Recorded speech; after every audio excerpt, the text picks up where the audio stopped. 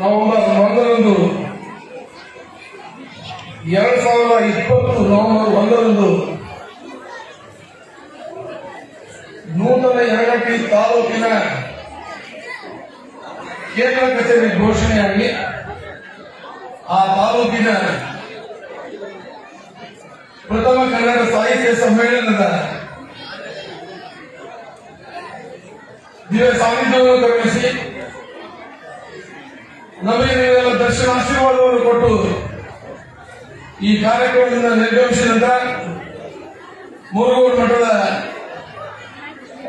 ನೀಲಕಂಠ ಮಹಾಸ್ವಾಮಿಗಳವರ ಅಡಿದವರಿಗೆ ನೀಲಕಂಠ ಪ್ರಣಾಮಗಳನ್ನು ಸಲ್ಲಿಸಿ ಈ ವೇದಿಕೆಯ ಮೇಲೆ ಆಸೀನರಾಗಿ ಧರ್ಮ ಮತ್ತು ಸಂಸ್ಕೃತಿಯ ಬಗ್ಗೆ ಈ ನನ್ನ ರಾಜಕೀಯ ಜೀವನದಲ್ಲಿ ಅನೇಕ ಧಾರ್ಮಿಕ ಕಾರ್ಯಕ್ರಮಗಳನ್ನು ಅಳವಡಿಸಿಕೊಂಡು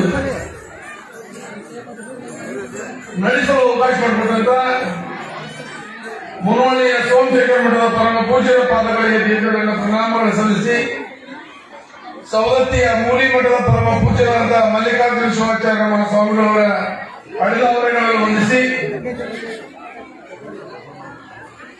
ಈ ಸಮಾರಂಭವನ್ನು ಉದ್ಘಾಟಿಸಿ ಮಾತನಾಡಿದಂತ ಇದನ್ನ ಜಟ್ಮಾಡ್ರವರೇ, ಈ ಪವಿತ್ರವಾದ ವೇದಿಕೆ ಮೇಲೆ ಆಸೀನರಾದಂತ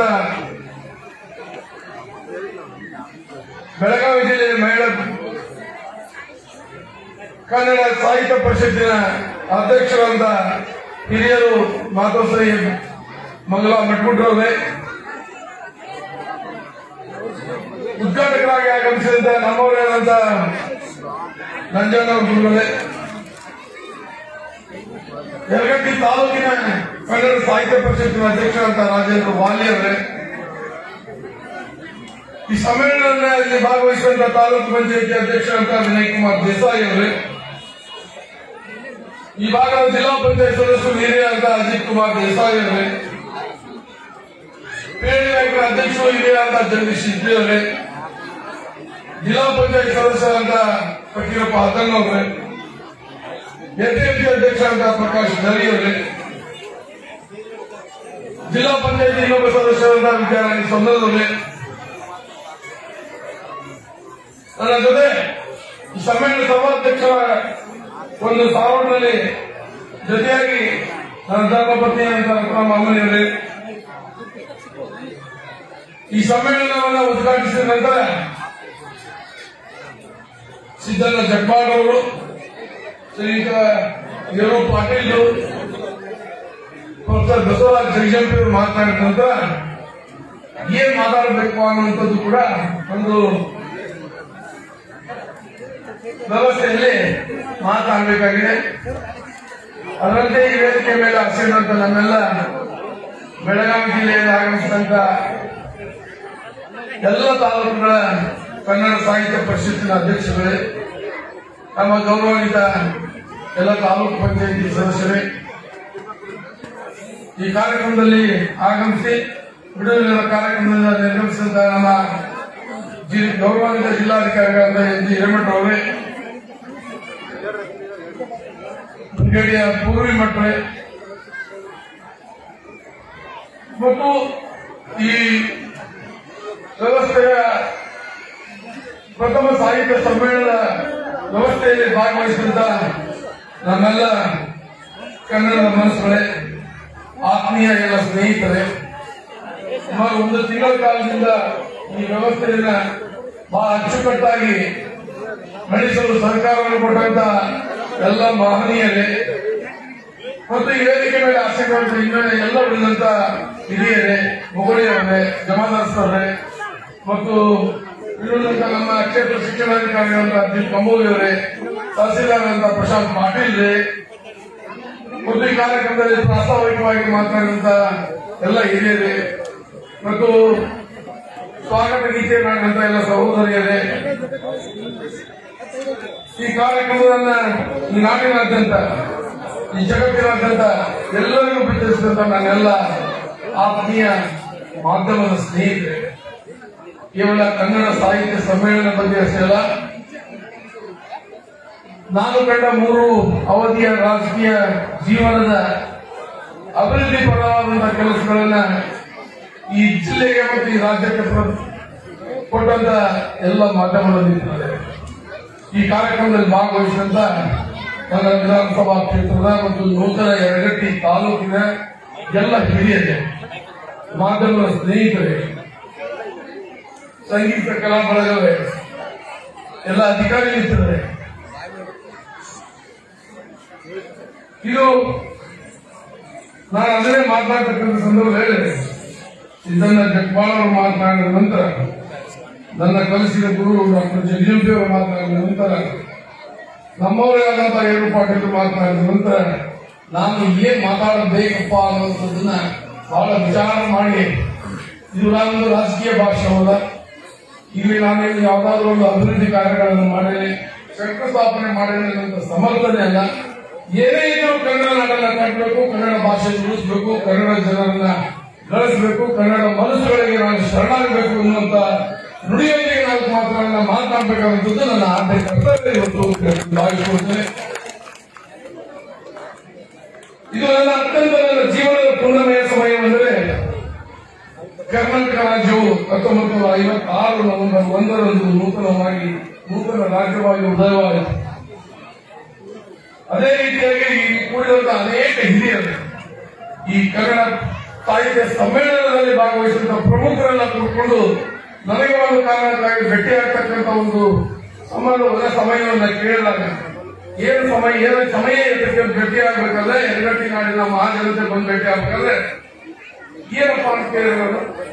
ನಮ್ಮ ಯರಗಟ್ಟಿ ತಾಲೂಕಿನ ತಾಲೂಕು ಕಚೇರಿ ಯಾವಾಗ ಉದ್ಘಾಟನೆ ಆಗ್ತಿದೆ, ಅಲ್ಲಿ ತಾಲೂಕು ದಂಡಾಧಿಕಾರಿಗಳು ಯಾವಾಗ ಬರ್ತಾರೆ ಅನ್ನುವಂಥದ್ದನ್ನ ಇನ್ನು ಕೇಳಕ್ ಬರಬೇಕು ಅನ್ನುವಂತ ನಿಟ್ಟಿನಲ್ಲಿ ನನಗೆ ದೂರವಾಣಿ ಮುಖಾಂತರ ನಮ್ಮ ಪ್ರಮುಖರು ಮಾತಾಡುವಂತ ಒಂದು ಸಂದರ್ಭದಲ್ಲಿ ನಾನು ಹೇಳಿದೆ, ಇಡೀ ನಾನು ಎಷ್ಟೇ ಅಧಿಕಾರದಲ್ಲಿದ್ರು ಕೂಡ ಈ ಯರಗಟ್ಟಿಯ ದೈವದ ಮುಂದೆ ನಾನು ಸಿಕ್ಕೊಂಡು ದೈವ ಬರುವುದಕ್ಕಿಂತ ಹೆಚ್ಚು ಆ ದೈವದ ಕಡೆ ನಾನು ಬರ್ತೀನಿ ಅನ್ನುವಂತ ಮಾತನ್ನು ಹೇಳಿ ಅವ್ರು ಹೇಳಿದ್ರೆ ನಾನು ನವೆಂಬರ್ 1ನೇ ತಾರೀಕು ಅಷ್ಟರೊಳಗಾಗಿ ಯರಗಟ್ಟಿ ತಾಲೂಕು ಕಚೇರಿಯನ್ನ ಉದ್ಘಾಟನೆ ಮಾಡ್ತೇನೆ, ತಹಸೀಲ್ದಾರ್ ಕೂಡ ನೇಮಕಾತಿ ಮಾಡ್ತೇನೆ ಅನ್ನುವಂತ ಮಾತನ್ನು ಹೇಳಿದೆ.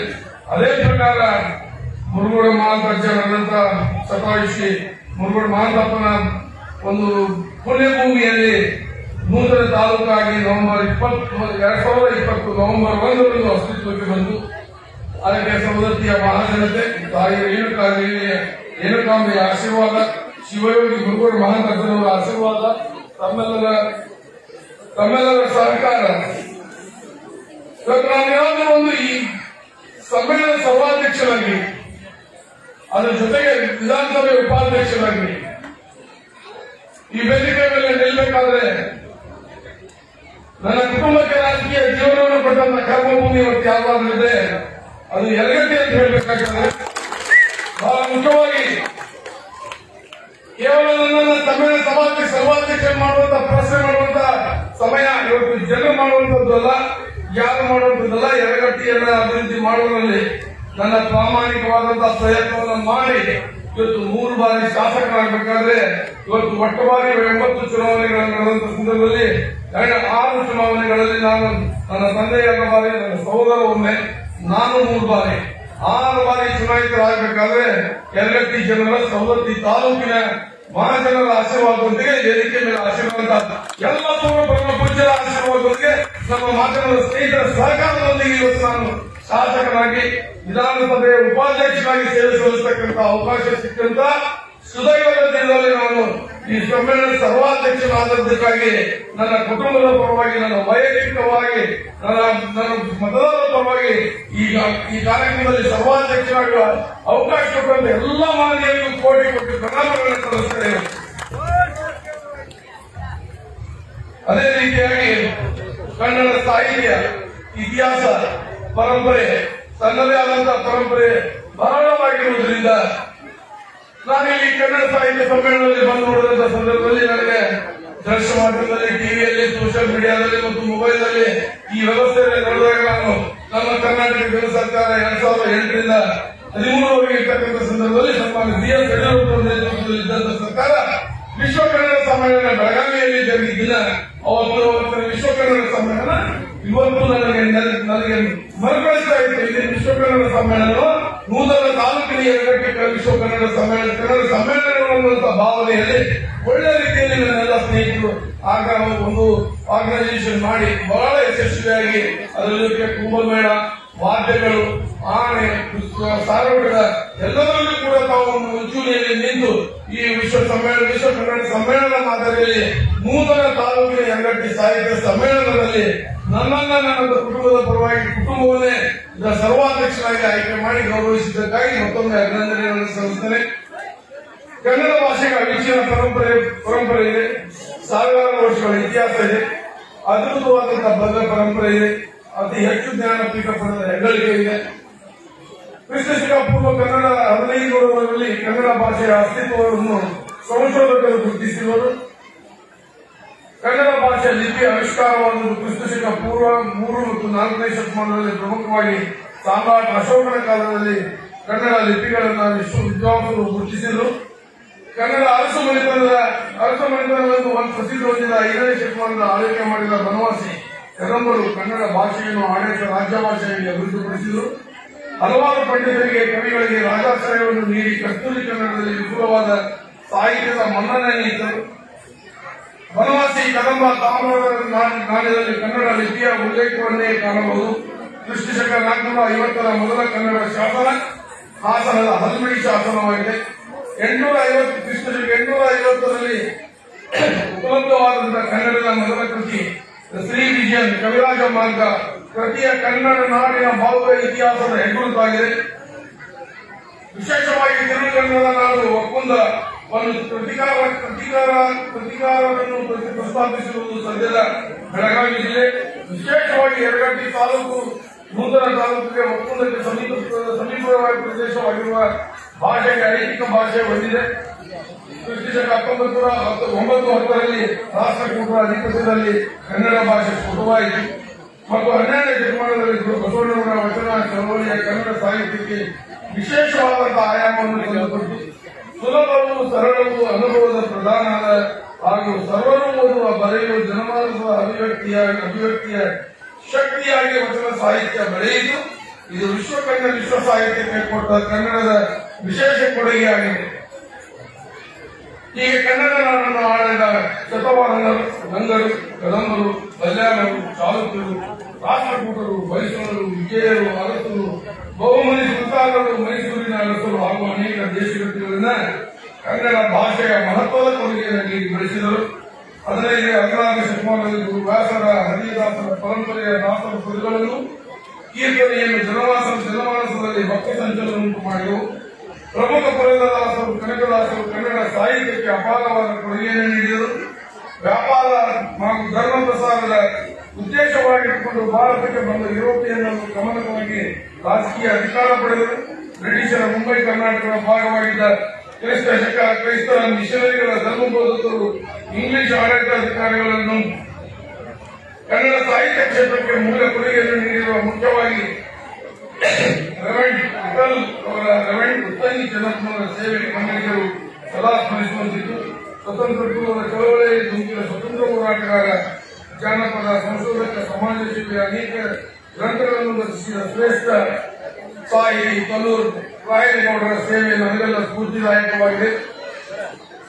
ಶ್ರೇಷ್ಠ ಸಂಶೋಧಕ ಡಾಕ್ಟರ್ ಶಂಭಾ ಜೋಶಿ ಅವರ ಭಾರತದ ಸಂಶೋಧನೆಯ ಕ್ಷೇತ್ರದಲ್ಲಿ ಗಣನೀಯ ಹೆಸರಿದೆ. ನಮ್ಮ ಪೂರ್ವಜರ ಗ್ರಾಮೀಣ ಪ್ರದೇಶಗಳು ಎಂದು ಅಭಿಮಾನವನ್ನು ಮಾಡಿ ಹೇಳುತ್ತೇನೆ. ಭಾಷಾ ವಿದ್ವಾಂಸರು, ಕನ್ನಡ ಸಾಹಿತಿಗಳಾದ ಡಾಕ್ಟರ್ ಉಮೇಶ್ ಮುದುಕಮಠ್, ಈ ನಾಡಿನ ಆಸ್ತಿಯಾಗಿರುವ ಪ್ರೊಫೆಸರ್ ನಂಜನವರು, ಸುಪ್ರಸಿದ್ಧ ಭೌಗೋಳಿಕ ಶಾಸ್ತ್ರಜ್ಞರು, ವಿದ್ವಾಂಸರು, ಸಾಹಿತಿಗಳಾಗಿರುವ ಸಮೀಪದ ಆಲೂಕಟ್ಟಿ ಗ್ರಾಮದವರಿರುವುದರಿಂದ ಈ ಭಾಗದ ಯುವಜನಾಂಗಕ್ಕೆ ಮಾದರಿಯಾಗಿ ಈಗ ಶ್ರೇಷ್ಠ ಸಾಹಿತಿಗಳ ಪರಂಪರೆಯಲ್ಲಿ ಎಸ್.ಡಿ. ಇಂಕಲ್, ಎಂ.ಸಿ. ಆಂಟಿ, ನಿರ್ಪಾಟ್ ಪರ್ಗೆ, ಹುಲಿ ಶೇಖರ್, ಸಿದ್ದರಾಮ ಜಗ್ಪಾಲ್, ಸುಬ್ಬರಾವ್ ಕುಲಕರ್ಣಿ, ಎಸ್.ಎಸ್. ಅಂಡಿ, ಎಂ. ಪಾಟೀಲ್, ಬಸವ ಬೇರೆಗಡೆ, ಡಾಕ್ಟರ್ ಗುರುದೇವ್ ಹುಲಗಮ್ಮಠ್, ವಾಯಂ ನಾಯ್ಕಳ್ಳಿ ಮುಂತಾದವರು ಇಂತಹ ಒಂದು ಸಾಹಿತ್ಯದ ಸೇವೆಯಲ್ಲಿ ಮುಂದುವರೆದಿದ ಸಂಪ್ರದಾಯಿಕವಾದಂತಹ ಸಂತಸದಾಯಕವಾಗಿದೆ. ಯರಗಟ್ಟಿ ತಾಲೂಕು ತನ್ನದೇ ಚಾರಿತ್ರಿಕ ಹಿನ್ನೆಲೆಯಲ್ಲಿ ಬೆಳಗಾವಿ ಜಿಲ್ಲೆಯ ರಾಜಕೀಯ ಕ್ಷೇತ್ರಕ್ಕೆ ಬಹುಮುಖ್ಯವಾದ ಯರಗಟ್ಟಿ ಅನೇಕ ಘಟನೆಗಳಿಗೆ ಸಾಕಿದೆ. ಡಾಕ್ಟರ್ ಆಸುಂದರವರು ಮಲಪ್ರಭಾ ನದಿ ದಂಡೆಯಲ್ಲಿ ಕಲ್ಲೂರು, ಮುನ್ನೋಳಿ, ಹೊಸಡೋಳಿ ಬಂಡಿಗಳಲ್ಲಿ ಆದಿಮನೆಯವರ ನೆಲೆಗಳನ್ನು ಗುರುತಿಸಿ ಶ್ರಮಿಸಿದಂತವರು. ಶತಮಾನದ ಬಹುಜಾತಗಳಾಗಿಕೊಂಡ ಬಾದಾಮಿ ಚಾಲಕರು, ರಾಷ್ಟ್ರಕೂಟರು, ಗಂಗರು, ಚಾಲಕರು, ಹೊಯ್ಸಳರು, ಸೇವನರು, ಬೈಕ, ರಟ್ಟ, ಗೋವೆ, ಕದಂಬ, ಕೊಲ್ಲಾಪುರದ ಶಿಲಾಹಾರರು, ವಿಜಯನಗರ ಅರಸು, ವಿಜಯಪುರದ ಅಧಿಶಾಹಿಗಳು ಎಂದು ಹೇಳಬಹುದು. ಬಹುಮನಿ ಸುಲ್ತಾನರು, ಮರಾಠರು, ಪೇಶ್ವೆಯವರು, ಇಂಗ್ಲಿಷ್ ಕಂಪನಿ ಸರ್ಕಾರ, ಬೆಳವಣಿಗೆಯ ಸಂಸ್ಥಾನಿಕರು ಹಾಗೂ ಟಿಪ್ಪು ಸಂಸ್ಥಾನಿಕರ ಚಿತ್ರಗಳನ್ನು ಯರಗಟ್ಟಿ ಸುತ್ತಮುತ್ತಲಿನಲ್ಲಿ ಇಟ್ಟರು. ಈ ಯರಗಟ್ಟಿಗೆ ತನ್ನದೇ ಆದಂತಹ ಇತಿಹಾಸವಿರುವ ಸಂದರ್ಭದಲ್ಲಿ ಯರಗಟ್ಟಿ, ಕಲ್ಲೂರು, ಸತ್ತಿಗೇರಿ, ಕೊಂಡಿವಾಡ ಪ್ರಸಿದ್ಧವಾದಂತಹ ದೇಶಗತಿಗಳಿದ್ದು ಪ್ರಜರ ರಾಜರ ನಡುವಿನ ಸಂಪರ್ಕಗಳ ಕೊಂಡಿಗಳಾಯಿತು. ದೇಶದ ಸ್ವತಂತ್ರ ಹೋರಾಟಗಳಲ್ಲಿ ಕರ್ನಾಟಕದಲ್ಲಿ ಏಕೀಕರಣದಲ್ಲಿ ಪಾಲ್ಗೊಂಡ ನಿಸ್ವಾರ್ಥ ಸೇವೆ ಸಲ್ಲಿಸಿದ ಅಮರರಾದ ಪುಣ್ಯ ಪುರುಷರ ಮಹಿಳೆಯರನ್ನು ನೆನೆಯಲೇಬೇಕು. 1924 ಆಗಮಿಸಿದ ಬೆಳಗಾವಿಯ ಮಹಾತ್ಮ ಗಾಂಧೀಜಿಯವರ ಹೋರಾಟಕ್ಕೆ ತನುಮನದಿಂದ ದುಡಿದು ಪ್ರಾಣತ್ಯಾಗ ಮಾಡಿ ಸೆರೆವಾಸ ಅನುಭವಿಸಿದ ಹೆಂಡತಿ ಮನೆ ಮಠಗಳನ್ನು ತ್ಯಾಗ ಮಾಡಿದ ಧೀಮಂತ ವ್ಯಕ್ತಿಗಳ ಪುಣ್ಯಭೂಮಿಯನ್ನು ಬ್ರಿಟಿಷರ ಭಾರತ ಬಿಟ್ಟು ತೊಲಗಿಸಿ ಮಹಾತ್ಮ ಗಾಂಧೀಜಿಯವರ ಘೋಷಣೆ. ಕಡಲಿ ಶಿವಾಪುರದಲ್ಲಿ ಅಕ್ಷರ ದಾಸೋಹವು ಸ್ವತಂತ್ರವಾಗಿತ್ತು. ಸ್ವತಂತ್ರ ಯೋಧ ದಿವಂಗತ ಸಾತಪ್ಪ ಟೋಪನವರ ಸಂಘಟಿಗರು ಹಾಗೂ ನನ್ನ ಗ್ರಾಮ ಸ್ವರಾಜ್ಯವಾಗಿದೆ ಎಂದು ತ್ರಿವರ್ಣ ಧ್ವಜವನ್ನು ಹಿಡಿದುಕೊಂಡು ಗ್ರಾಮದಲ್ಲಿ ಪ್ರವಾಸೋದ್ಯಮ ಮಾಡುವಾಗ ಬ್ರಿಟಿಷ್ ಅಧಿಕಾರಿಯ ನೆರೆದ ಗುಂಪಿನ ಮೇಲೆ ಸುಳ್ಳಿನ ದಾಳಿ ಮಾಡಿ ಸಾತಪ್ಪ ಟೋಪನವರು ಗುಂಡಿಗೆ ಬಲಿಯಾಗಿ ಪ್ರಾಣವನ್ನ ದೇಶಕ್ಕಾಗಿ ಸಮರ್ಪಿಸಿದರು. ಕಲ್ಲೂರಿನ ರಾಯನವರು ಕೋರ್ಕೋಟದ ಐಡಿಯನ್ನು ಸುಟ್ಟಾಕಿದರು. ಕಡಲಿ, ಶಿವಾಪುರ, ಗಂಗುತಿ, ಅವಕ್ಕಿ, ಕಲ್ಲೂರು, ಸತ್ತಿಗೇರಿ ಮುಂತಾದ ಗ್ರಾಮಗಳಲ್ಲಿ ಸಿಂಧಿ ಗಿಡಗಳನ್ನು ಕಡಿದರು. ಕಪಾಲುಗೊಳಿಸಿಕೊಂಡು ಸುಟ್ಟು ಹಾಕಿದರು. ತನ್ನ ಐತಿಹಾಸಿಕ ಯರಗಟ್ಟಿ ಪಾವನ ಕ್ಷೇತ್ರದಲ್ಲಿ ಮುಖ್ಯವಾಗಿ ಸತ್ತಿಗಿರಿಯ ಮಲೆಮಲ್ಲೇಶ್ವರ ಮಠ, ಬಿಲ್ಲಾನಟ್ಟಿ ಬಸವೇಶ್ವರ ಮಂದಿರಗಳು ಪುರಾತನವಾಗಿ, ರಾಮಲಿಂಗೇಶ್ವರ ದೇವಸ್ಥಾನ ಚಾಲುಕ್ಯರ ಕಾಲದಿಂದಾಗಿ ಯರಗಟ್ಟಿಯ ಮರಳಿ ಬಸವೇಶ್ವರ ದೇವಸ್ಥಾನ, ಪಾಂಡುರಂಗ ವೆಂಕಟಪತಿಯ ವೀರದೇವರ ಕ್ಷೇತ್ರ, ವೀರಪ್ಪಜ್ಜನ ಗುಡ್ಡ, ಮುರುಗೋಡ ಲೈಂಗಿಕ ಲಿಂಗೈಕ್ಯ ಮಹಂತ ಶಿವರುಗಳ ಮಠ ಪ್ರಮುಖವಾದದ್ದು. ಇವು ಭಾವೈಕ್ಯ ಕಾರಣಗಳಾಗಿ ಹಿಂದೂ ಮುಸ್ಲಿಂ ಧರ್ಮಗಳ ಒಂದಾಗಿ ಭಕ್ತಿಯಿಂದ ಪೂಜೆ ಜಾತ್ರೆಗಳನ್ನು ಮಾಡ್ತಾ ಬಂದಂತ ಈ ಯರಗಟ್ಟಿ ತಾಲೂಕಿಗೆ ನೂತನ ತಾಲೂಕು ಬಂದಿದ್ದು ಕೂಡ ಒಂದು ಹೆಮ್ಮೆಯ ಸಂಗತಿ. ಜಾನಪದ ಕಲಾಮೇಳಗಳು, ಬಯಲಾಟ, ಒಡ್ಡಾಟ, ಕೃಷ್ಣ ಪಾರಿಜಾತ, ರಾಧಾನಾಟ, ನಿಜುಮಿ ಶಿವರುಗಳ ಆಟ ಇಂಥ ಎಲ್ಲ ಜಾನಪದ ಕಲಾ ತಂಡಕ್ಕೆ, ಜಾನಪದ ಸಾಹಿತ್ಯಗಳಿಗೆ ಪ್ರಮುಖವಾಗಿ ನಾಡಿನಾದ್ಯಂತ ಹೆಸರಾಗಿ ಅವರಿಗೆ ಬೆನ್ನೆಲುಬಾಗಿ ನಿಂತಹ ಈ ಯರಗಟ್ಟಿ ನಾಡು ಅವರಿಗೆ ಧನ್ಯವಾದಗಳು. ಜನಪದ ಸಂಸ್ಕೃತಿಯ ಮೂರು ಬೇರುಗಳ ಹಳ್ಳಿಯಲ್ಲಿರುವ ಜನಪದ ತಿಳುವಳಿಗಳು ಇಂಥ ಎಲ್ಲವನ್ನೂ ಮಾಡುವುದರ ಜೊತೆಗೆ ಇವತ್ತು ವಿಶೇಷವಾಗಿ ಯರಗಟ್ಟಿ ತಾಲೂಕು ಒಂದು ನೂತನ ತಾಲೂಕಾಗಿದೆ. ನೂತನ ತಾಲೂಕಿಗೆ ಅನೇಕ ಗುರಿಗಳಿವೆ. ಕೇವಲ ಯರಗಟ್ಟಿ ತಾಲೂಕು ಘೋಷಣೆ ಅಷ್ಟೇ ಅಲ್ಲ, ಘೋಷಣೆ ಮಾಡಿದಷ್ಟು ಜವಾಬ್ದಾರಿಯನ್ನು ಕೂಡ ಬರ್ತಕ್ಕಂಥ ದಿನದಲ್ಲಿ ಸಂಪೂರ್ಣವಾಗಿ ಅಭಿವೃದ್ಧಿ ಮಾಡತಕ್ಕಂಥ ಜವಾಬ್ದಾರಿಯು ಕೂಡ ನಮ್ಮ ಮೇಲೆ, ನನ್ನ ಮೇಲೆ, ನಿಮ್ಮೆಲ್ಲರ ಸರ್ಕಾರ, ನಿಮ್ಮೆಲ್ಲರ ಸಹಾಯದಿಂದ, ನಮ್ಮೆಲ್ಲರ ಮಾರ್ಗದರ್ಶನದಲ್ಲಿ ಆ ಯರಗಟ್ಟಿ ನೂತನ ತಾಲೂಕನ್ನ ಸಂಪೂರ್ಣವಾಗಿ ಅಭಿವೃದ್ಧಿ ಮಾಡತಕ್ಕಂಥ ಕೆಲಸ ಇದೆ. ಕೇವಲ ಕನ್ನಡ ಸಾಹಿತ್ಯ ಸಮ್ಮೇಳನ ಮಾಡಿದಷ್ಟೇ ಅಲ್ಲ, ಮೂಲವಾಗಿ ಈ ನೂತನ ತಾಲೂಕು ಶೈಕ್ಷಣಿಕವಾಗಿ ಇಲ್ಲಿರ್ತಕ್ಕಂಥ ಬಡ ಮಕ್ಕಳಿಗೆ ಜಾತಿ ಮತ ಅನ್ನುವಂತ ಒಂದು ನಾಣ್ಣುಡಿಯನ್ನು ಎತ್ತಿರತಕ್ಕಂಥ ಒಂದು ಪ್ರಮುಖವಾದಂತಹ ಕೆಲಸ, ಸಾಮಾನ್ಯ ವರ್ಗದವರ ಒಂದು ಕಾಳಜಿ ವಹಿಸತಕ್ಕಂಥ ಕೆಲಸ. ಅದರ ಜೊತೆಗೆ ಈ ನಾಡಿಗೆ ಒಂದು ತಾಯಿಯಾಗಿ, ನದಿಯಾಗಿ ಎಲ್ಲವೂ ಕೊಡತಕ್ಕಂಥ ಮಹಿಳೆಯರ ಸಬಲೀಕರಣವೂ ಕೂಡ ಬಹಳ ಮುಖ್ಯ.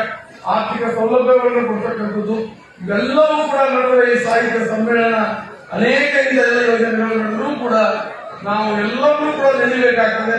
ನೆನೆಯಬೇಕಾದ್ರೆ ಕಾರಣ ಎಷ್ಟೇ, ಇವತ್ತು ಕನ್ನಡ ಸಾಹಿತ್ಯ ಸಮ್ಮೇಳನ ನಮ್ಮ ಉತ್ತರ ಕರ್ನಾಟಕದಲ್ಲಿ ಅಥವಾ ಇಡೀ ಅಖಂಡ ಕರ್ನಾಟಕದಲ್ಲಿ ಅನೇಕ ಮಹನೀಯರು ಆಗಿರುವಂತ ನಾಡಿನಲ್ಲಿ ನಾವು ಬುದ್ಧ ಬಸವಣ್ಣ, ಮಹರ್ಷಿ ವಾಲ್ಮೀಕಿ, ಕನಕದಾಸ, ಸಂಗೊಳ್ಳಿ ರಾಯಣ್ಣ, ವೀರರಾಣಿ ಕಿತ್ತೂರು ಚೆನ್ನಮ್ಮ, ಬೆಳವಡಿ ಮಲ್ಲಮ್ಮ, ಸಂಗೊಳ್ಳಿ ರಾಯಣ್ಣ, ಅಮೃತ ಬಾಳಪ್ಪ, ವೀರ ಸಿಂಧೂರು ಲಕ್ಷ್ಮಣ ಇಂಥವ್ರನ್ನೆಲ್ಲರೂ ನೆನೆಯಬೇಕಾದಂತ ಕಾರಣ ಇಷ್ಟೇ.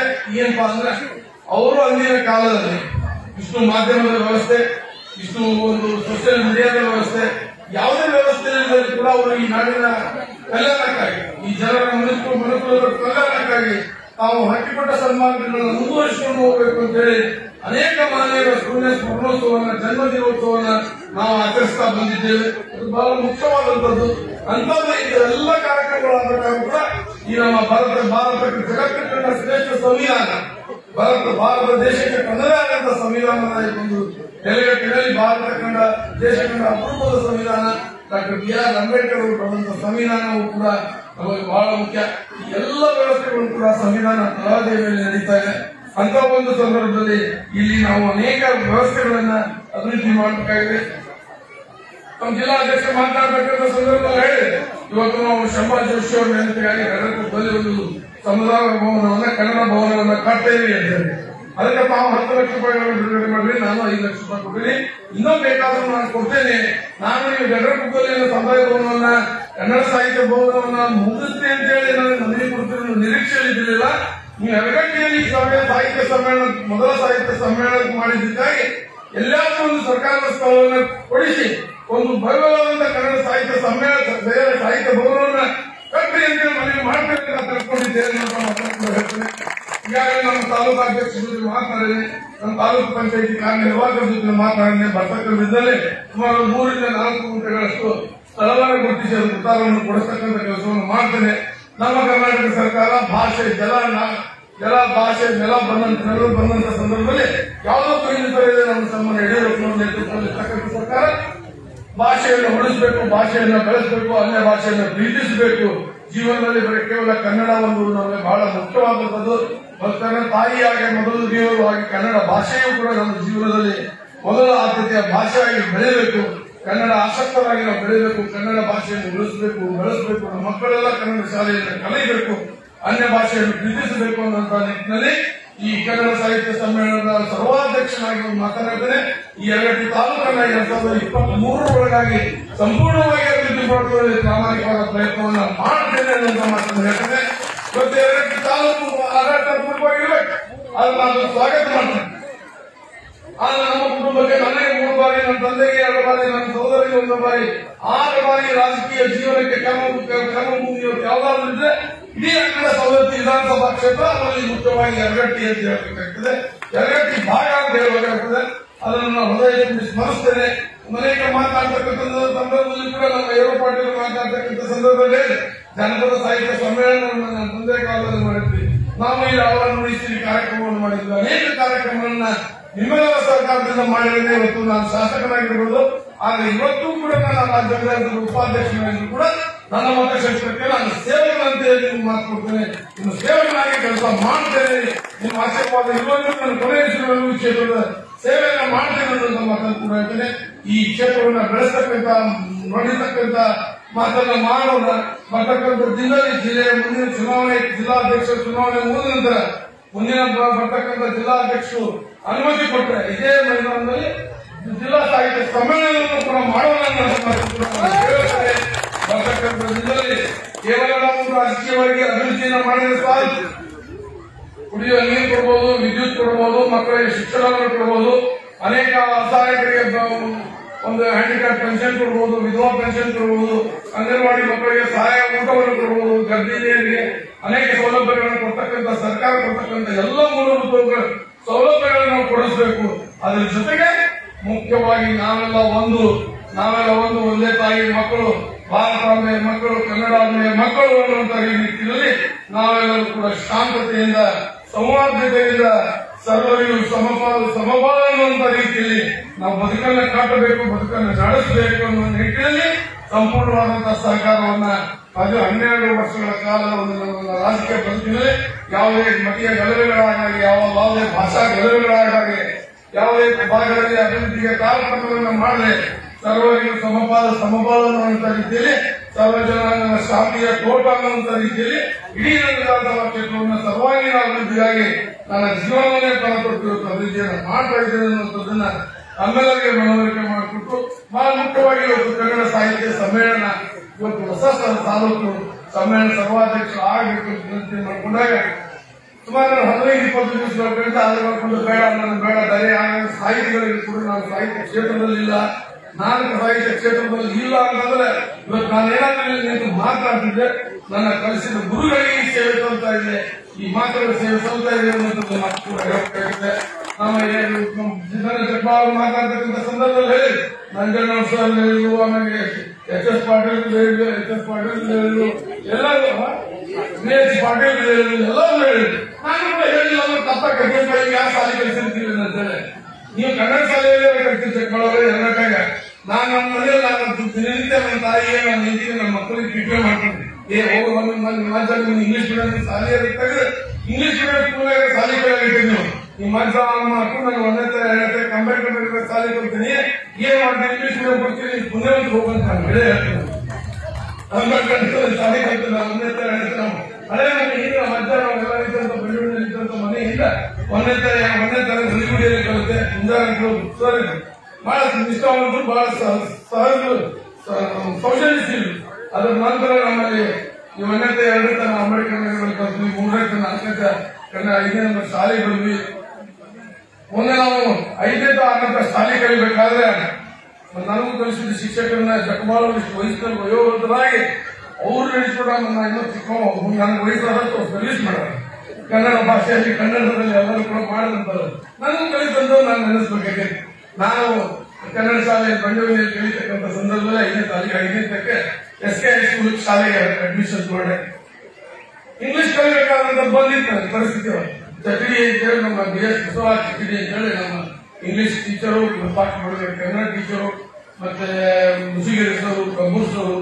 ನಂತರ ನಾವು PUC ಬಂದಂತ ಸಂದರ್ಭದಲ್ಲಿ ನಾನು ಜಗಲೀಕರು ಅನೇಕ ಎಲ್ಲ ಶಿಕ್ಷಕರು ನಾನು ನೆನಪು ಮಾಡಬೇಕಾಗಿದೆ. ಇವತ್ತು ಏನಾದ್ರೂ 4 ಮಾತುಗಳನ್ನ ಗಟ್ಟಿಯಾಗಿ ಆಡಬೇಕು ನಾನು ಅವತ್ತು ನನ್ನ ಫೀ ₹2 ಒಂದು ತಿಂಗಳಿಗೆ. ಇವಾಗ BS ಮಣಿಮಠನ ನಾನು ನೆನೆಸ್ಬೇಕಾಗ BS ಮಣಿಮಠ ನನ್ನ ಮನೆ ಪಕ್ಕ ಮನೆ ₹2 ಅವ್ರ ಫೀ ಕಟ್ಟಿಕೊಂಡು ಭಾಷಾಂತರ ಪಾಠ ಮಾಡಿ 1, 2 ಕಲಿಸ್ತಕ್ಕಂಥ ಸಂದರ್ಭದಲ್ಲಿ ₹2, ₹4, ₹6 ಕಲಿಸಿ. ಆಮೇಲೆ ಕೆತ್ತನಾಯ್ಕ ಅಂತ ಸರ್ ಕಲಿಸಿದ್ರು. ನಾವು SSU ಬೆಂಗಳೂರು ಕಾಲೇಜಿನಿಂದ ನಿವೃತ್ತ ಪ್ರಾಚಾರ್ಯರಾಗಿರುವಂತಹ ನಿವೃತ್ತರಾಗಿ ನಮ್ಮ SC ಮಠಪತಿ ಸರ್ ಹಿರಿಯರಾದಂತಹ BV ನರಗುಂದ್ರವರು, ಜಗಜೋಗಿ ಅವರ ಕನ್ನಡವನ್ನು ಹೇಳ್ತಕ್ಕಂಥವ್ರು, ಅನಿಗೆಯ ಎಕನಾಮಿಕ್ಸ್ ಹೇಳ್ತಕ್ಕಂಥವ್ರು ಎಲ್ಲ ಹಿರಿಯರಲ್ಲೂ ಕೂಡ ನಾವು ಇಂಗ್ಲಿಷ್ ಶಾಲೆ ಕಲಿಯುವಾಗ ನಮ್ಮ ತಂದೆ ಶಾಸಕರಾಗಿದ್ದೀವಿ. ನನ್ನ ಬಗ್ಗೆ ಕಲ್ಪನೆ ಇದ್ದಿಲ್ಲ. ನಾವು ಒಂದು ದಿವಸ ಅವ್ರು ಯಾರೋ ಶಿಕ್ಷಕರು ನನಗೆ ಏನೋ ಅಂದಾಗ ನಾನು ಅವ್ರಿಗೆ ಊಟ ಮಾಡ್ಬಿಟ್ಟಿದ್ದೆ. ನನ್ನ ತಂದೆಯವರು ನಾನು ಅಂಗಡಿ ಬಂದು ಮಕ್ಕಳು ವ್ಯಾಪಾರ ಕರವನಿ ಆ ಮಸಾಲೆ ಹಿಂಗೆ ಹೆಂಗೆ ಅಂದಿನಿ ಅಂತೇಳಿ ಸಿಕ್ಕಾಪಟ್ಟೆ ನನಗೆ ಕಪಾಳ ಮೋಸ ಮಾಡಿದ್ರು ಕೂಡ ನೆನಪಿದೆ. ಅದ್ರ ಜೊತೆ ಶಿಕ್ಷಣವನ್ನ ಕೂಡ ಕಲಿಸಿದೆ. ನನಗೆ ರಾಜಕೀಯವಾಗಿ ಯಾವಾಗೋ ಅವಕಾಶ ಕೊಟ್ಟಿದ್ದಿಲ್ಲ. ಅವರು ನಮ್ಮೆಲ್ಲ ಹಿರಿಯರು ಸಾಕಷ್ಟು ಜನ ನನ್ನ ತಂದೆ ಸಂಸ್ಕಾರಿ ರಾಜಕಾರಣಿಗಳವರ, ಶಿಕ್ಷಕರುಗಳ, ಅನೇಕ ಹಿರಿಯರವರ. ನಾವು ಏನಾದ್ರು ಒಂದು ಪಕ್ಷಾಂತ ಕೊಟ್ಟರೆ ಹೆಸರೇ ಕೈಲಿ ನಡಿ ಹೊರಟು ಅಂಗಡಿ ಹೋಗು ಆದ್ಯತೆ ನಡೆ ಅಂತ ಅಲ್ಲಿ ಮಾತಾಡ್ತೀನಿ. ಮಕ್ಕಳಿಗೆ ಕಲ್ಪಿಸೋದು ಪರಿಸ್ಥಿತಿ ಅಂದ್ರೆ ಹಂಗೆಲ್ಲ ತಗ್ಗಿ ಬಗ್ಗೆ ನಡೆದ. ಇವಾಗ 18 ಅವರ ತನಕ 18 ವರ್ಷ ನನ್ನ ಫಸ್ಟ್ MLA ಆದಾಗ ನಾವು ಹುಟ್ಟಿದ 67 MLA ಆಗಿದ್ದ 85 ಪಕ್ಷೇತರಾಗಿ. ಅವಾಗ ನಾನು 18 ವರ್ಷ ಇದ್ದಂತ ಸಂದರ್ಭದಲ್ಲಿ ಕೂಡ ನನಗೆ ರಾಜಕೀಯ ಯಾವಾಗ ಅವಕಾಶ ಕೊಡಲಿಲ್ಲ, ಎಂದೂ ಕೊಡಲಿಲ್ಲ. ಮತ್ತು ಅವರು ವಿಧಾನಸಭೆ ಉಪಾಧ್ಯಕ್ಷ ಆದರೂ ಕೂಡ ನನಗೆ ಎಂದೂ ರಾಜಕೀಯವಾಗಿ ವಿಧಾನಸಭೆ ಹೋಗುವಂತ ಅವಕಾಶವೂ ಸಿಗಲಿಲ್ಲ. ನಮ್ಮ ಸ್ನೇಹಿತರು ಹೇಳಿದ್ರು ಇಲ್ಲೇ ನಮ್ಮ ಕೋರ್ಗಿರೋದ್ರಿಂದ ನನ್ನ ಸೋದರ ರಾಜ ನಮ್ಮ ಮನೆಯಲ್ಲಿ ಪಕ್ಷೇತರಾಗಿ ಶಾಸಕರಾಗಿ ಆಯ್ಕೆ. ಅವರು ಒಂದಿನ ಕೇಳಿದ್ರು, ನನ್ನ ಕೇಳಿದ್ರು ಇಲ್ಲ ಸ್ಪೀಕರ್ಗೆ ಅಲ್ಲಿ ಪಾಸ್ ಹೋಗುವ ವಿಧಾನಸಭೆ ಹೋಗಬಾರ್ದು. ಕೌಶೇಖರ್ ಹೇಳಿದೆ ನಾನು ವಿಧಾನಸಭೆಗೆ ಹಿಂಗೇನು ಸದಸ್ಯರು ಮತ್ತು ಪತ್ರಕರ್ತರು ಅಧಿಕಾರಿಗಳು ಅಲ್ಲೇ ಹೇಳಿದೆ. ಜಗದೀಶ್ ಚೌಧರಿ ನನ್ನ ಜೀವನದಲ್ಲಿ ಇವತ್ತು ಏನಾದರೂ ಇದ್ರೆ ಶಾಸಕನಾದ್ರೂ ಮಾತ್ರ ವಿಧಾನಸಭೆ ಹೋಗ್ತೀನಿ, ಇಲ್ಲಾಂದ್ರೆ ಗ್ಯಾಲರಿ ಒಳಗೂ ಕುಂತ್ಕೊಡುದಿಲ್ಲ, ವಿಧಾನ ಪರಿಷತ್ ಕುಂತ್ಕೊಡುದು ಬಹಳ ಸ್ಪಷ್ಟವಾಗಿ ಹೇಳಿದ್ರು. ಸ್ಪೀಕರ್ಗೆ ಅಲ್ಲಿ ಪಾಸ್ ಇದ್ದಾಗ ನನ್ನ ತಂದೆನ ಕರ್ಕೊಂಡು ಸ್ಪೀಕರ್ ಚೇನಾಗಿ ಕುಂತ ನಾನು ಉಳಿಲ್ಲ. ನಾನು ಇನ್ನೊಂದು ನೋಡುವಂತ ತನ್ನ ಅವಶ್ಯಕತೆ ಏನೈತಿ ಅನ್ನೋಂಥ ಮಾತನ್ನ ನಾವು ಹೇಳಿ ಅವರು ಇಲ್ಲೇ ನೆನಪಿದ್ರು. ನಾನು ಸ್ವತಃ ಶಾಸಕನಾದ ವಿಧಾನಸಭೆ ಉಪಾಧ್ಯಕ್ಷ ಹಾಕಿರೋ ಬಿಟ್ಟಿಲ್ಲ ಅನ್ನೋದು ನನ್ನ ಕಲ್ಪನೆಯಲ್ಲಿ ಬಿಟ್ಟಿಲ್ಲ. ನನ್ನ ಕನಸ್ಕಾರನೂ ಅಲ್ಲ, ನಾನು ಕಟ್ಕೊಂಡು ಕನಸೂ ಅಲ್ಲ.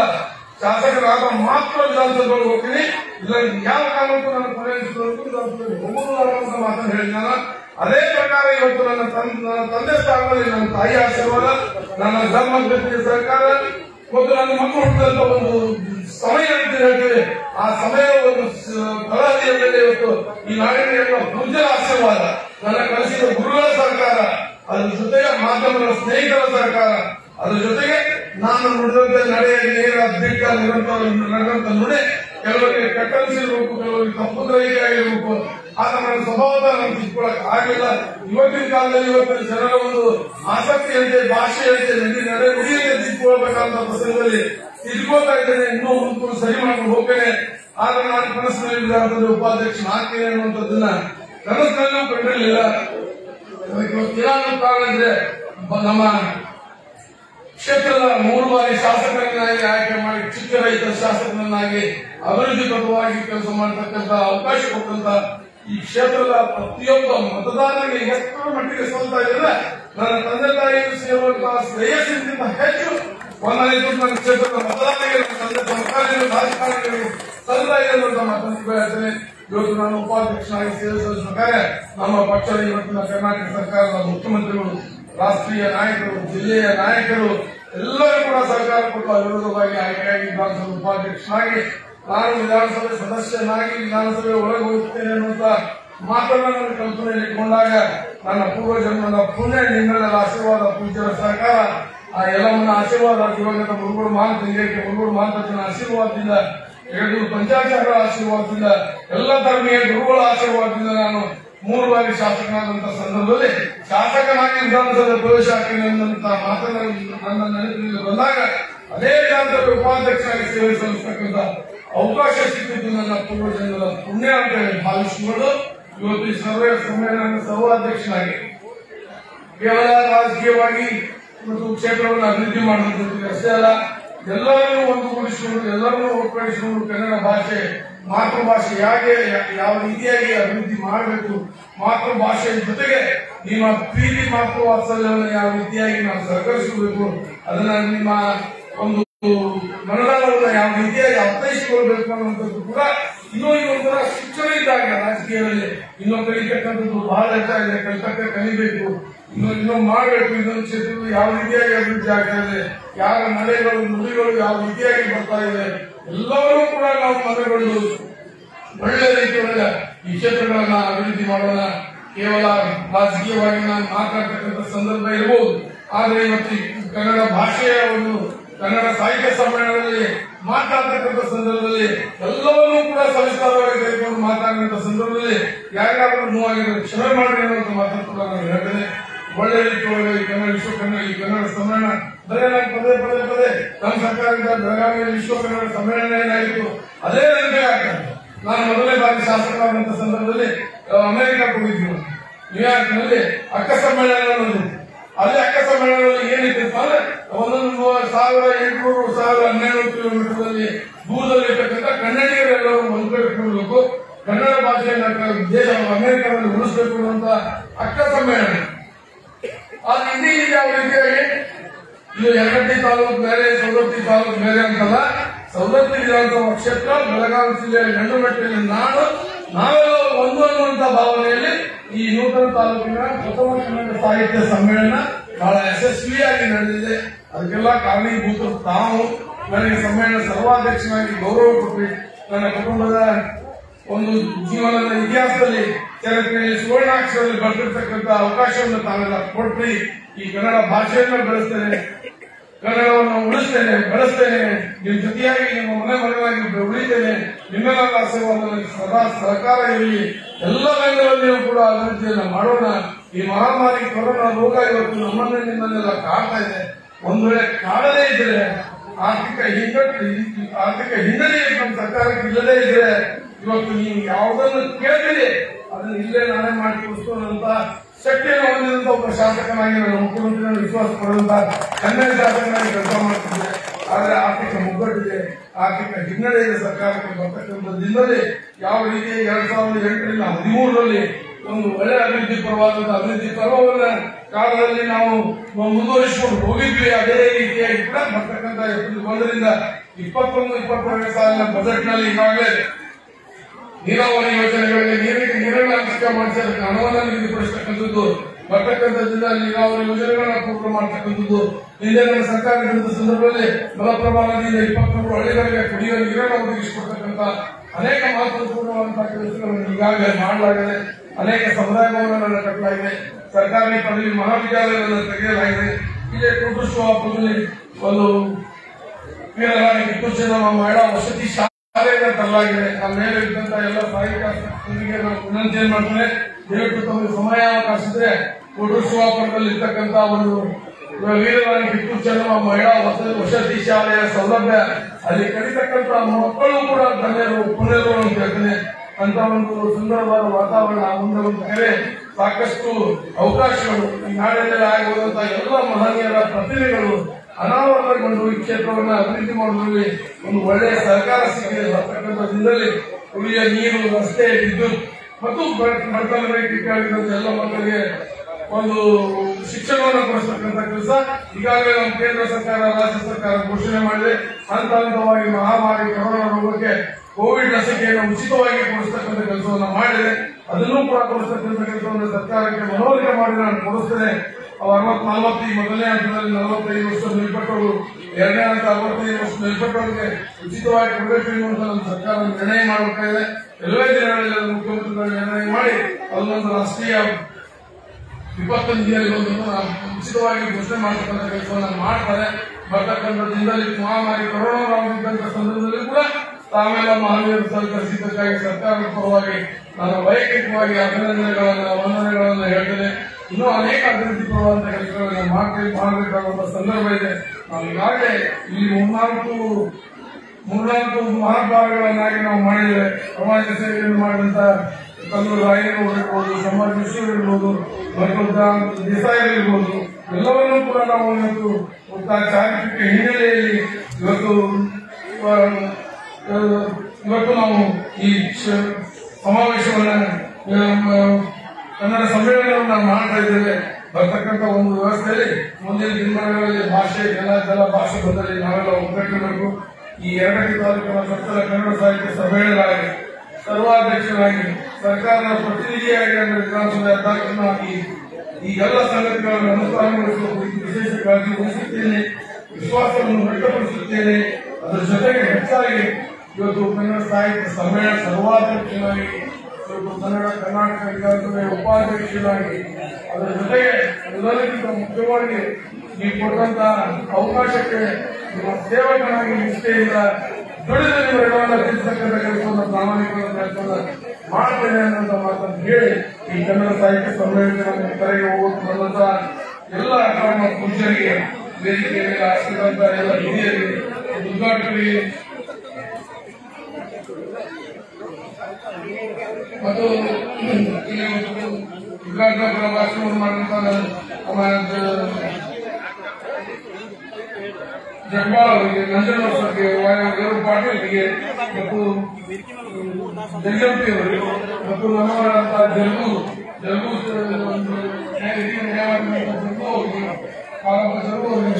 ಪೂರ್ಣಿಮಠರಿಗೆ ಮತ್ತು ಎಲ್ಲ ನಮ್ಮ ಸಾಹಿತ್ಯ ನಾನು ಅಭಿನಂದನೆಗಳನ್ನು, ವಂದನೆಗಳನ್ನು ಸಲ್ಲಿಸ್ತೇನೆ. ಈಗಾಗಲೇ ನಮ್ಮ ಹಿರಿಯ ಪರಮ ಪೂಜ್ಯರಾದ ಶ್ರೀ ಬಸವಾಚಾರ್ಯ ಮಹಾಸ್ವಾಮಿಗಳು ಕೂಡ ಈ ಸ್ಥಳಕ್ಕೆ ತಂದು ಭೇಟಿ ಕೊಟ್ಟು ಅವರ ಸಲಹೆ ಸೂಚನೆ, ಅಗತ್ಯ ಸಲಹೆ ಸೂಚನೆಗಳನ್ನು ಹೇಳಿ ಮತ್ತು ಈ ಕಾರ್ಯಕ್ರಮ ಯಶಸ್ವಿಯಾಗಿ ಅವರೆಲ್ಲರ ಸರ್ಕಾರ ಬಹಳ ಮುಖ್ಯ ಅನ್ನುವಂಥ ಮಾತನ್ನು ಹೇಳ್ತಾ, ಮತ್ತು ಇದರಲ್ಲಿ ವಿಶೇಷವಾಗಿ ಈ ಕನ್ನಡ ಸಾಹಿತ್ಯ ಸಮ್ಮೇಳನದಲ್ಲಿ ಪುಸ್ತಕ ಮಾಲಿಕೆಗಳನ್ನು ಬಿಡುಗಡೆ ಮಾಡಿಸಿ ಸನ್ಮಾನಿಸಿದಂತಹ ಎಲ್ಲಾ ಸಾಹಿತಿಗಳಿಗೂ ಕೂಡ ನಾನು ಶುಭವನ್ನು ಕೋರ್ತೇನೆ. ಅವರು ಮುಂದಿನ ದಿನಮಾನದಲ್ಲಿ ಅವರಿಗೆ ಅವರ ಭವಿಷ್ಯ ಉಜ್ವಲ ಆಗಲಿ, ಕೊರೋನಾ ಹಿರಿಯರಾದಂತಹ ರಂಜನಗೌಡ ಗುರುಗಳು ಕೂಡ ಅದಕ್ಕೆ ನನಗೆ ಮನೆ ಬಂದು ಮುಖಾಮುಖಿ ಮಾತನಾಡಕ್ಕೆ ಅವಕಾಶ ಇದ್ದರೆ ಅವರ ಕುಟುಂಬದ ಸದಸ್ಯರು ಎಲ್ಲರೂ ಕೂಡ ನನ್ನ ಬಂದು ಚರ್ಚೆ ಮಾಡಿ, ಇಲ್ಲ ನಾನು ನಿಮ್ಮ ಜೊತೆ ಮಾತಾಡಬೇಕು, ನಾನು ನಿಮ್ಮ ಜೊತೆ ಮಾತಾಡಬೇಕು, ನಾನು ನಿಮ್ಮ ಜೊತೆ ನಾನು ಮಾತ್ರ ನೆನೆಸ್ಕೋಬೇಕು, ನಾನು ಸಾಹಿತ್ಯ ಸಮ್ಮೇಳನದಲ್ಲಿ ಮಾತನಾಡಕ್ಕೆ ಅವಕಾಶ ಸಿಗುವುದಿಲ್ಲ ಅಂತ ಹೇಳಿದಾಗ ನಾನು ಕೇಳಿದೆ. ನಿಮ್ಮ ವಯಸ್ಸಿನ ಸ್ನೇಹಿತರಲ್ಲಿ 83-84 ವಯಸ್ಸಿದ್ರು, ಆದರೂ ಕೂಡ ಗಟ್ಟಿಯಾದಂತಹ ಶರೀರ, ಸುಮಾರು 50 ವರ್ಷಗಳಿಂದ ಈ ಕನ್ನಡ ಸಾಹಿತ್ಯ ಬಗ್ಗೆ 51 ಪುಸ್ತಕಗಳನ್ನು ಬರೆದು 100 ಮಾಲಿಕೆಗಳನ್ನ ಹೊರಬಂದಂತಹ ವಯೋವೃದ್ಧರಂತ ನಮ್ಮ ನಂಜೇಗೌಡರಾಗಲಿ, ಶ್ರೀಧರ ಜಗ್ಮಾಲ್ ಆಗಲಿ, ನನ್ನ ಗುರುಗಳಂತಹ ಡಾಕ್ಟರ್ ಜಂಜೇಗೌಡರಾಗಲಿ, ನೇರು ಪಾಟೀಲ್ ಆಗಲಿ, ಎಲ್ಲರೂ ಕೂಡ ನಮಗೆ ಬಹಳ ಮುಖ್ಯವಾಗಿ ಸಹಕಾರವನ್ನು ಕೊಟ್ಟು, ಇದ್ರ ಜೊತೆಗೆ ಇನ್ನೊಂದು ಮಾತನ್ನು ಹೇಳಿದ ತಪ್ಪಾಗಿತ್ತು. ಇವತ್ತು 3 ಬಾರಿ ಶಾಸಕನಾಗಿ ಸೇವೆ ಸಲ್ಲಿಸತಕ್ಕಂಥ ಅವಕಾಶ ಸಿಕ್ಕಿದ ಸಂದರ್ಭದಲ್ಲಿ ಈ 12 ವರ್ಷಗಳ ಅವಧಿಯಲ್ಲಿ ಕೊಟ್ಟಂತ ನನ್ನ ತಾಲೂಕು ಮಟ್ಟದ ಎಲ್ಲ ಆಡಳಿತದ ಎಲ್ಲ ಇಲಾಖೆಯ ಅಧಿಕಾರಿಗಳ ಸಹಕಾರವೂ ಕೂಡ ಬಹಳ ಮುಖ್ಯ ಅನ್ನುವಂಥ ಮಾತನ್ನು ಹೇಳ್ತೀನಿ. ಯಾವುದೇ ಅಧಿಕಾರಿಗಳಿರ್ಬೋದು, ಇವತ್ತು ತಹಸೀಲ್ದಾರ್ ಹೇಳುವುದು ಎಸ್ಸಿ ಡಿಸಿ ತಹಸೀಲ್ದಾರ್ ಇವತ್ತು ವೆಟರ್ನರಿ ಪಶು ವೈದ್ಯಕೀಯ ಅಧಿಕಾರಿಗಳವರೆಗೂ ಕೂಡ ಎಲ್ಲ 30 ಇಲಾಖೆಯ ಅಧಿಕಾರಿಗಳ ಸರ್ಕಾರ ಅದರಲ್ಲಿ ವಿಶೇಷವಾಗಿ ಶಿಕ್ಷಣ ಇಲಾಖೆಯಲ್ಲಿ ಬಹಳ ಒತ್ತನ್ನು ಕೊಟ್ಟು ಶಿಕ್ಷಣ ಇಲಾಖೆಯಲ್ಲಿ ಶಿಕ್ಷಕರ ಆಶೀರ್ವಾದವೂ ಕೂಡ ಅದೇ ರೀತಿಯಾಗಿರ್ತಾ ಇದೆ. ಅವರ ಸರ್ಕಾರವೂ ಕೂಡ ಬಹಳ ಇದೆ. ಇವತ್ತು ಕೇವಲ ಒಂದು ರಾಜಕೀಯ ಜೀವನದಲ್ಲಿ ಕೇವಲ ಅಭಿವೃದ್ಧಿ ರಸ್ತೆ ರೋಡ್ ಕುಡಿಯುವ ನೀರು ಒಂದೇ ದಾರಿ ಅಲ್ಲ, ಅದಕ್ಕೆ ದಾರಿ ನಮ್ಮನ್ನೆಲ್ಲ ನೇರ ಸಂಪರ್ಕದ ಕೊಂಡಿ ನಾವು ನೇರವಾಗಿ ಒಂಟೊಂದು ಮಾತಾಡಬೇಕು. ಒಂಟೊಂದು ಜನರು ಬಯಸತಕ್ಕಂಥದ್ದು ನಾವೆಲ್ಲ ಒಂದು ಸರ್ವರಿಗೂ ಸಮಪಾಲು ಅನ್ನುವಂತ ಒಂದು ಭವ್ಯ ಪರಂಪರೆಯಲ್ಲಿ ನಾವೇನು ಹೋಗ್ತಾ ಇದ್ದೇವೆ. ಒಂದು ಒಳ್ಳೆ ರೀತಿಯೊಳಗೆ ಸಂಬಂಧಗಳನ್ನ ನಾವು ಐಕ್ಯವಾಗಿ ಹೊರಕೊಂಡು ಮಾತಾಡ್ತಕ್ಕಂಥ ಒಂದು ವ್ಯವಸ್ಥೆಯಲ್ಲಿ ಇರೋಣ ಅನ್ನುವಂತ ಮಾತನ್ನು ಹೇಳಿ ಈ ಭವ್ಯವಾದಂತಹ ಮೊದಲನೇ ಕನ್ನಡ ಸಾಹಿತ್ಯ ಸಮ್ಮೇಳನದ ವಿಶೇಷ ಉಪನ್ಯಾಸಕರೇ ಕರ್ನಾಟಕ 1956 ನವೆಂಬರ್ 1ರಂದು ನೂತನ ರಾಜ್ಯವಾಗಿ ಉದಯವಾಗುತ್ತದೆ. ಮೊದಲು ಮೈಸೂರು ರಾಜ್ಯ ಅಂದು ದೇವರಾಜ ಮುಖ್ಯಮಂತ್ರಿ ಹುಣಸೂರು ಕೇಶವ ಕ್ಷೇತ್ರವನ್ನು ಪ್ರತಿನಿಧಿಸಿದರು. ಆಗ ತನ್ನ ಸ್ವಕ್ಷೇತ್ರವನ್ನು ಬಿಟ್ಟು ಹುಣಸೂರು ಬಿಟ್ಟು ಮೈಸೂರು ರಾಜ್ಯವನ್ನು ಬಿಟ್ಟು ಇವತ್ತು ಕರ್ನಾಟಕ ಹೆಸರಲ್ಲಿ ಕೊಟ್ಟಂತಹ ದೇವರಾಜ ಅರಸನ್ನು ನೆರವೇರಬೇಕಾಗ್ತದೆ. ತನ್ನ ಊರು ತನ್ನ ಜಿಲ್ಲೆ ಕರ್ನಾಟಕ ಒಂದು ಮೈಸೂರು ರಾಜ್ಯ ಅಂತ ಬಿಟ್ಟು ಅಖಂಡ ಕರ್ನಾಟಕ ರಾಜ್ಯವನ್ನಾಗಿ ಬಿಟ್ಟುಕೊಟ್ಟು ಆ ರೀತಿಯಾಗಿ ನಾವು ಸೌರಾಷ್ಟ್ರ ವಿಧಾನಸಭಾ ಕ್ಷೇತ್ರಕ್ಕೂ ಕೂಡ ಎಲ್ಲರಿಗೂ ತಾಲೂಕನ್ನು ಮಾಡಬೇಕು. ಕೇವಲ ನಮ್ಮ ರಾಜಕೀಯ ವ್ಯವಸ್ಥೆಯಲ್ಲಿ ಭಿನ್ನಾಭಿಪ್ರಾಯಗಳಿಗೂ ರಾಜಕೀಯ ವ್ಯವಸ್ಥೆಯಲ್ಲಿ ಅನೇಕ ಭಿನ್ನಾಭಿಪ್ರಾಯಗಳು ಸೈದ್ಧಾಂತಿಕ ನಿರ್ಣಯಗಳಿಗೂ ಆದರೆ ಯರಗಟ್ಟಿಯನ್ನ ಪಟ್ಟಣ ಪಂಚಾಯತಿ ಮಾಡುವುದರಲ್ಲಿ, ಯರಗಟ್ಟಿಯನ್ನ ಗ್ರಾಮ ಪಂಚಾಯತಿ, ಯರಗಟ್ಟಿಯನ್ನ ತಾಲೂಕು ಮಾಡುವುದರಲ್ಲಿ, ಹುರುವಳ್ಳಿಯನ್ನ ಪುರಸಭೆ ಮಾಡುವುದರಲ್ಲಿ ಪಕ್ಷಾತೀತವಾಗಿ ನಾವು ಜಾತ್ಯತೀತವಾಗಿ ಹೋರಾಟದ ಯಶಸ್ಸು ಇವತ್ತು ನಮ್ಗೆಲ್ಲರಿಗೂ ಸಿಕ್ಕಿದೆ ಅಂತ ಹೇಳಿದ್ರೆ ತಪ್ಪಾಗಲಿಕ್ಕಿಲ್ಲ. ಅದೇ ರೀತಿಯಾಗಿ ಬರ್ತಕ್ಕಂಥ ದಿನದಲ್ಲಿ ಎಲ್ಲವನ್ನೂ ಕೂಡ ಸರ್ವಜನಾಂಗದ ಶಾಂತಿಯುತ ಸರ್ವಾಂಗೀಣ ಅಭಿವೃದ್ಧಿಗಾಗಿ ನಿಮ್ಮೆಲ್ಲರ ಸರ್ಕಾರ ಇರಲಿ, ತಾವೆಲ್ಲ ನನಗೆ ಸರ್ಕಾರ ಮಾಡಬೇಕು ಅನ್ನುವಂಥ ಮಾತನ್ನು ಹೇಳ್ತಾ ಇವತ್ತು ಗೋಧಿಯಿಂದ ಕನಸಾಗಿದ್ದಂತಹ ಯರಗಟ್ಟಿ ತಾಲೂಕು ನೂತನವಾಗಿ ಘೋಷಣೆಯಾಗಿ ಕೆಲವೇ ದಿನಗಳಲ್ಲಿ ಮೂಲಭೂತ ಸೌಲಭ್ಯಗಳನ್ನ ಕೊಡಿಸುವುದರಲ್ಲಿ ಪ್ರಾಮಾಣಿಕವಾದ ಪ್ರಯತ್ನವನ್ನು ಮಾಡ್ತೇನೆ. ಯರಗಟ್ಟಿ ಭಾಗದಲ್ಲಿ ನೀರಾವರಿ ವಂಚಿತರಾಗಿ ರೈತರು ಇವತ್ತು ಸುಮಾರು 20-25 ವರ್ಷಗಳ ಕಾಲದಿಂದ ಪರಿತಪಿಸ್ತಾ ಇದ್ದಾರೆ. ಅದಕ್ಕೆ ಕಾರಣ ಯಾರು ಅನ್ನೋದು ಎಲ್ಲರಿಗೂ ಗೊತ್ತಿದ್ದಂತ ವಿಷಯ. ಆ ವಿಷಯವನ್ನ ಮಾತಾಡಿದರೆ ರಾಜಕೀಯವಾಗಿ ಪ್ರೇರಿತವಾಗುತ್ತೆ. ಆದ್ರೆ ನನಗೆ ಜವಾಬ್ದಾರಿಯನ್ನು ಕೊಟ್ಟರೆ ಆ ಉಳಿದಂತ ತಾಲೂಕುಗಳಿಗೆ ನೀರನ್ನು ಹಂಚಿಕೆ ಮಾಡಿ ಆ ನೀರಾವರಿ ಯೋಜನೆಯನ್ನು ಅನುಷ್ಠಾನಗೊಳಿಸತಕ್ಕಂಥ ಜವಾಬ್ದಾರಿ ನನ್ನ ಹೆಗಲಲ್ಲಿ ನನ್ನ ತೆರೆದಿರುವಂತ ಮಾತನ್ನು ಕೂಡ ಹೇಳ್ತಾ ಬರ್ತಕ್ಕಂಥ ದಿನದಲ್ಲಿ ಯರಗಟ್ಟಿ ಮೊದಲ ತಾಲೂಕನ್ನ ಸಂಪೂರ್ಣವಾಗಿ ಅಭಿವೃದ್ಧಿ ಮಾಡುವಲ್ಲಿ ಪ್ರಾಮಾಣಿಕವಾದ ಪ್ರಯತ್ನವನ್ನು ಮಾಡೋಣ.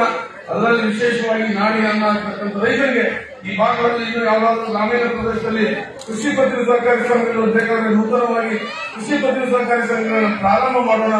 ಅವುಗಳಿಗೆ ಈ ಅಕ್ಷರದ ಅನ್ನದಾಸೋಹ ನಾವು ನ್ಯಾಯಬೆಲೆ ಅಂಗಡಿಗಳನ್ನು ಕೊಡ್ತೇವೆ. ಅವುಗಳ ಕಾಯಕಲ್ಪಕ್ಕಾಗಿ ನ್ಯಾಯಬೆಲೆ ಅಂಗಡಿಗಳನ್ನ ಸೊಸೈಟಿಗಳಿಗೆ ಕೊಡಿಸೋಣ. ಈಗಾಗಲೇ ನಾನು 5 ವರ್ಷ ಜಿಲ್ಲಾ ಮಧ್ಯವರ್ತಿ ಬ್ಯಾಂಕಿನ ನಿರ್ದೇಶಕನಾದಾಗ ಕೇವಲ 80 ಸೊಸೈಟಿಗಳಿಗೆ 80 ಕೋಟಿ ರೂಪಾಯಿ ಸಾಲ ಇತ್ತು. ಅದನ್ನ ಇವತ್ತು ನಾನು ಸಾಕಷ್ಟು ಅಭಿವೃದ್ಧಿ ಮಾಡತಕ್ಕಂಥ ಸಂದರ್ಭದಲ್ಲಿ 100 ಸೊಸೈಟಿಗಳನ್ನ ಮಾಡಿ 3 ಬ್ರಾಂಚ್ಗಳನ್ನು ಉದ್ಘಾಟನೆ ಮಾಡಿ ಅದನ್ನು 300 ಕೋಟಿ ಸಾಲವನ್ನ ಹೆಚ್ಚು ಮಾಡಿ ಇವತ್ತು ರೈತರಿಗೆ ಸಾಲ ಯಾವುದೇ ಸರ್ಕಾರಕ್ಕೂ ಕೂಡ ಸುಳ್ಳು ಬಡ್ಡಿದರಲ್ಲಿ ಸಾಲ ಕೊಟ್ಟಕ್ಕಂಥ ಸಂದರ್ಭದಲ್ಲಿ ಸಾಕಷ್ಟು ಸಾಲವನ್ನು ಮನ್ನಾ ಮಾಡುವುದರಲ್ಲಿ ಪ್ರಾಮಾಣಿಕವಾದ ಪ್ರಯತ್ನವನ್ನು ಮಾಡಿದೆ. ಬರ್ತಕ್ಕಂಥ ದಿನದಲ್ಲಿಯೂ ಕೂಡ ಮತ್ತೆ 5 ವರ್ಷಗಳಿಗಾಗಿ ನನ್ನನ್ನು ಅವಿರೋಧ ಆಯ್ಕೆ ಮಾಡಿದರೆ ಅದಕ್ಕೂ ಕೂಡ ನಾನು ಕೃತಜ್ಞತೆಗಳನ್ನು ಸಲ್ಲಿಸುತ್ತೇನೆ. ನಿಮ್ಮ ಸೇವೆಗೆ ಸದಾ ಸಿದ್ಧನಾಗಿರ್ತೇನೆ. ಇದೊಂದು ಅಪರೂಪದ ಸುವರ್ಣಾಕ್ಷರದಲ್ಲಿ ಬರೆದಿರ್ತಕ್ಕಂಥ ದಿನ. ಕೇವಲ ಯರಗಟ್ಟಿ ಜನರಿಗೆ ಅಷ್ಟೇ ಅಲ್ಲ, ಸವದತ್ತಿ ತಾಲೂಕಿನ ಜನರಿಲ್ಲ. ನನ್ನ ಕುಟುಂಬದಲ್ಲೇ ಇವತ್ತು ಒಬ್ಬ ಶಾಸಕನಾಗಿ, ಒಬ್ಬ ವಿಧಾನಸಭೆ ಉಪಾಧ್ಯಕ್ಷನಾಗಿಲ್ಲ, ನಿಮ್ಮ ಸೇವಕನಾಗಿ ಕನ್ನಡ ಸಾಹಿತ್ಯ ಸಮ್ಮೇಳನ ಸರ್ವಾಧ್ಯಕ್ಷನನ್ನಾಗಿ ನಾನು ಮಾಡಿ ನನ್ನ ದಂಪತಿ ಸಮೇತ ನೀವು ನನಗೆ ಆಹ್ವಾನ ಮಾಡಿ ನನಗೆ ಸ್ವಾಗತ ಕೋರಿ ಗೌರವ ಕೊಟ್ಟದಕ್ಕಾಗಿ ತಮ್ಮೆಲ್ಲರ ಪಾದಗಳಿಗೆ ವಂದಿಸಿ, ವೇದಿಕೆ ಮೇಲೆ ಹಾಸಿದಂತ ಪೂಜ್ಯರಿಗೆ ವಂದಿಸಿ, ವೇದಿಕೆ ಮುಂಭಾಗದಲ್ಲಿ ಹಾಸಿದಂತ ಎಲ್ಲ ತಾಯಂದರಿಗೆ, ಹಿರಿಯರಿಗೆ ಒಂದು ವೇದಿಕೆ ಮೇಲೆ ಹಾಸಿದಂತ ಎಲ್ಲರಿಗೂ ವಂದಿಸಿ, ಮಾಧ್ಯಮದ ಸ್ನೇಹಿತರಿಗೂ ವಂದಿಸಿ, ಮತ್ತೊಮ್ಮೆ ಎಲ್ಲರಿಗೂ ಕೂಡ ಧನ್ಯವಾದಗಳನ್ನು ಹೇಳಿ ನನ್ನ ಮಾತನ್ನು ಮುಗಿಸಿದರೆ ಜೈ ಹಿಂದ್, ಜೈ ಕರ್ನಾಟಕ.